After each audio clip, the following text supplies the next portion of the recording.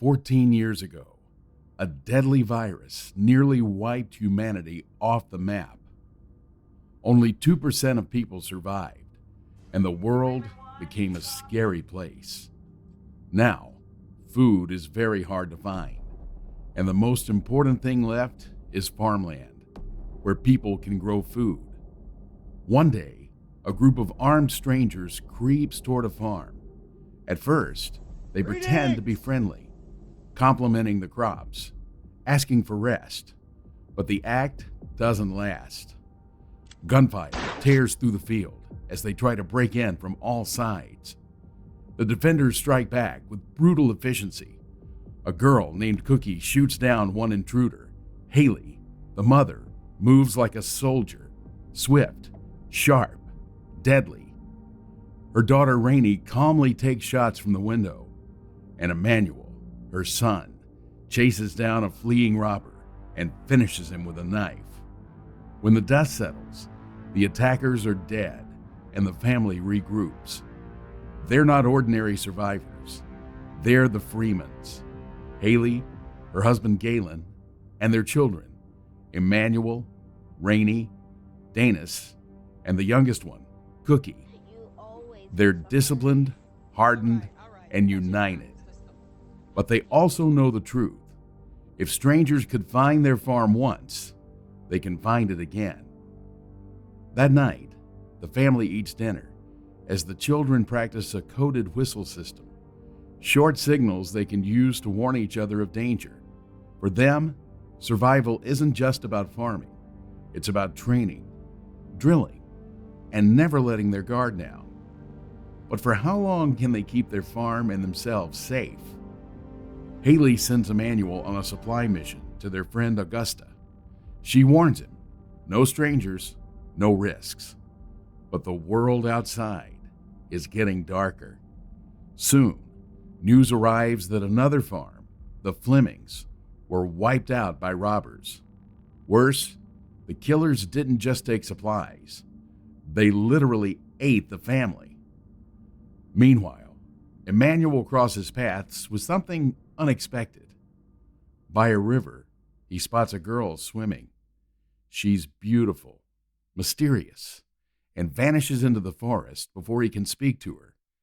Emmanuel can't get her out of his mind, so haunted by curiosity, he starts to sketch her face.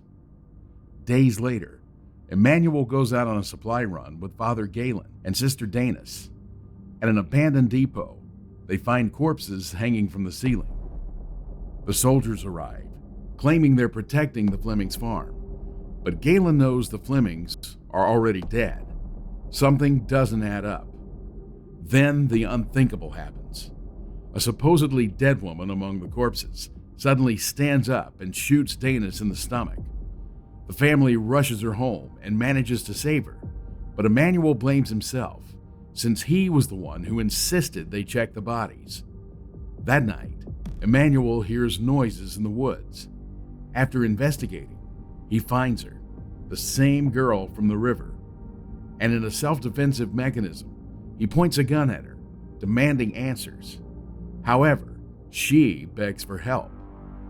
Instead of turning her away, Emmanuel ties her up in secret.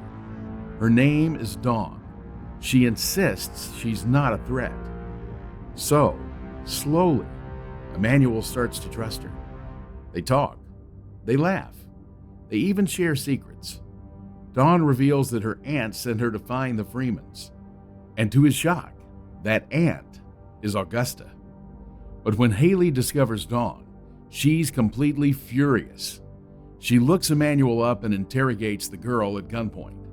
Dawn claims she worked at a hospital, helping farming families, but Haley doesn't buy it. Only when Dawn blurts out Augusta's name does Haley hesitate. Emmanuel, angry and defiant, breaks free. Against his mother's orders, he leaves the farm with Dawn to find Augusta. But of course, it's a trap. Dawn leads him to a deserted trailer and finally confesses that cannibals forced her to bring Emmanuel. If she refused, they'd kill her family. Before Emmanuel can react, the attackers lunge on them.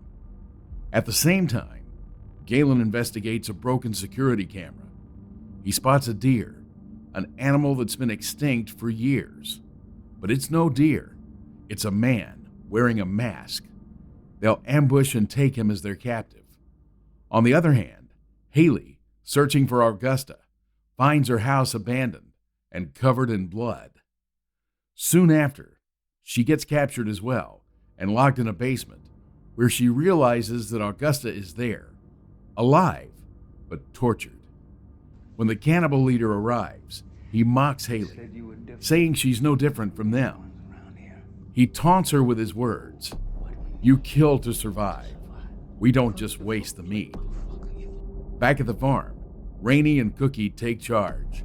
They spot intruders on the cameras and prepare to defend the house. Rainey proves as deadly as her mother, gunning down attackers with precision.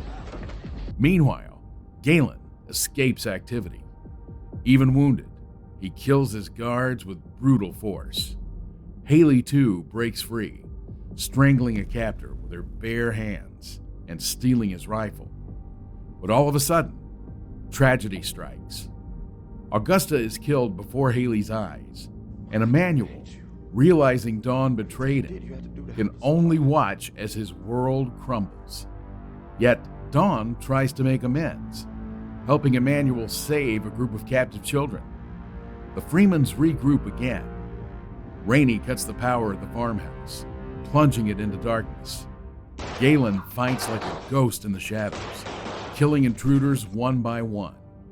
Danis, though wounded, manages to stab an attacker, proving the Freeman children are as fierce as their parents. But the battle isn't over. How many more storms can the Freemen survive before everything they've built turns to ash? 2 left. The last wave of cannibals sets fire to the farm.